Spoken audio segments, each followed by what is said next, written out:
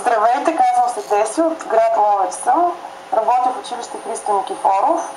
Преподавам по английски език. Влизам във втори, трети, четвърти и шести клас. Радвам се, че ще работя заедно с вас по този проект и се надявам наистина да сътворим нещо красиво и полезно за децата.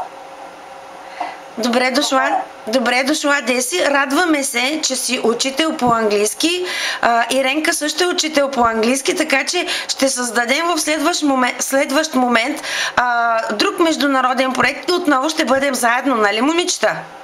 Да, с удоволствие. Страхотно. От град Сотница съм, учител съм в подготвителната група в ОДЗ Радост. И работя с деца, които са много мили, много добри, но в същото време ми се иска още повече да предадем тази доброта в децата и в техните родители съответно, защото имат нужда именно от това нещо в нашия съвременен свят.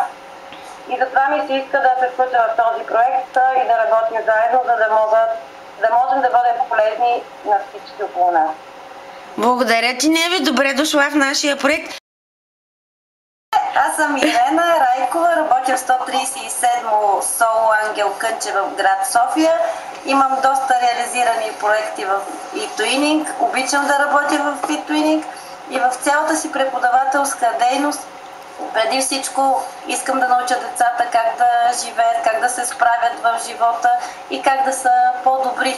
Преди всичко да бъдат хора. Това е. Благодаря.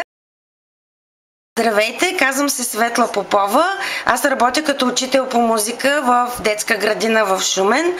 Имам доста реализирани проекти, с Иренка сме направили някои от тях.